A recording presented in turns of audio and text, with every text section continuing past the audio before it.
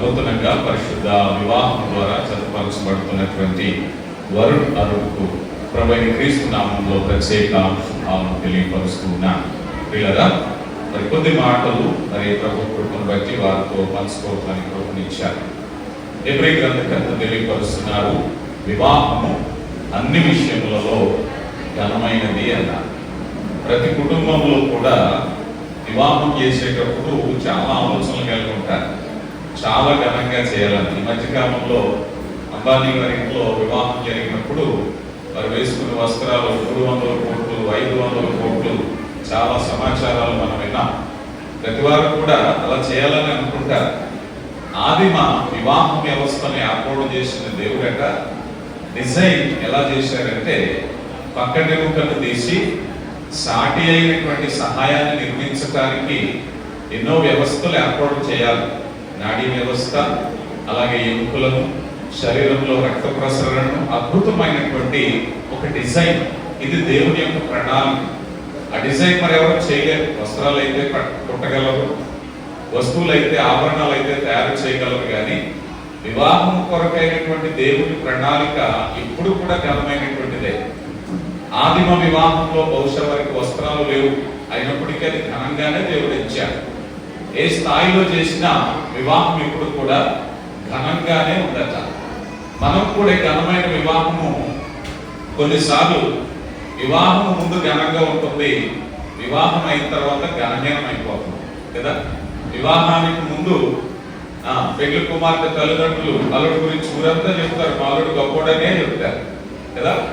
అలాగే పెళ్లి కూతురు గురించి అత్తగారు మామగారు మాలాంటి కోడలు ఎవరికి రాలేదు, అంత ప్రార్థనా పరులు అని చెప్తానే ఉంటారు. కానీ ఒక్కొక్కసారి లైట్ తప్పుతూ ఉంటుంది. పెళ్లి అయిన తర్వాత ఇదేమైపోతూ ఉంటుంది అంటే కొద్దిగా వ్యత్యాసంగా వస్తాం, ఘనహీనం అయిపోతూ ఉంటారు. దేవుడు చెప్తున్నాడు, పెళ్లికి ముందు పెళ్లి తర్వాత కూడా ఎలా ఉండాలి? ఘనమైనదిగానే ఉండాలి. జాగ్రత్త. ఏమని చెప్తుంది వాక్యము? ప్రేమను వృద్ధి చేయబోరువాడు తప్పిదములను దాచిపెట్టాలట. సమస్య రావచ్చు, ఇరుకులు రావచ్చు, ప్రభు దగ్గరికి వచ్చి సహోదరుల మీద నేరం మోపేవాడు ఎన్నో నేరాలు మోపితే ప్రభు ఎప్పుడు కూడా పరిష్కారాన్ని చూశారు. చెప్పేసి పత్రికలో అంటున్నారు కదా, తన ఎదుట పరిశుద్ధముగా నిలుపుకోవడానికి ఎటువంటి ముడత అయినను కళంకమైన లేకుండా చేయటానికి తను తాను అర్పించుకున్నాను. వరునికి మీదట ఈ అరుణమ్మ ఏదైనా ఒకవేళ కోపం కలిగిస్తే కంప్లైంట్ చేయకూడదు. అరుణమ్మ ఒకవేళ ఏమైనా భర్త గాని కోపం తెప్పించాడంటూ వెంటనే ఫోన్ చేయకూడదు. ఎవరికి చేయాలి? ప్రభుతో మాట్లాడాలి. దయచేసి కంప్లైంట్స్ ఈరోజు మన క్రైస్తవ సమాజంలో కుటుంబాలు దాటి, సమాజాలు దాటి న్యాయస్థానాలకు వెళ్ళిపోతున్నాయి. ప్రమాదకరమైన పరిస్థితి. వివాహము ఘనమైనదిగా ఇచ్చి బైబిల్ గ్రంథంలో వివాహముతో ప్రారంభించి ప్రభువారు వివాహముతో పరిచర్యను ప్రారంభించారు. కానా వివాహంలో ఒక్కసారిగా మధురమైన ద్రాక్షరసం అయిపోయింది. విందు యజమాని కంగారు పడుతున్నాడు. ఇప్పుడు వివాహంలో చికెన్ అయిపోయింది అనుకోండి, యజమానులు నిర్వాహకులు ఎంత కంగారు పడతారో చెప్పండి. అయ్యో పరుగు పోతుంది, ఎంత అడవుడిగా చేశామని. మరి ఏమంటుంది?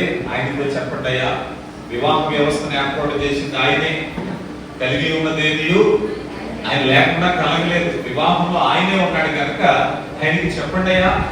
ఈరోజు అరుణమ్మ, వరుణ్, మీరిద్దరు కూడా మీ వివాహంలో, మీ కుటుంబంలో ఏది తక్కువైనా ఆయన ఉంటే సమృద్ధే. బహుశా ఆ వివాహంలో ద్రాక్షరసం అయిపోయింది. కొన్ని వివాహాల్లో సఖ్యత కరువైపోతుంది, ప్రేమ కరువైపోతుంది, అన్యోన్యత కరువైపోతుంది. సమృద్ధినిచ్చేవాడు ఆయనే. ఆయనే వివాహంలో ఉంటే ఏ గొడవ లేదు కదా. ఇప్పుడు వివాహం జరుగుతుంది, ఏదైనా కొరకు వస్తే పెళ్లి కుమారుడు తల్లి ఎక్కడ చూడతాడంటారు. ఎందుకని? ఆవిడైతే అన్ని అరేంజ్ చేయగలరు.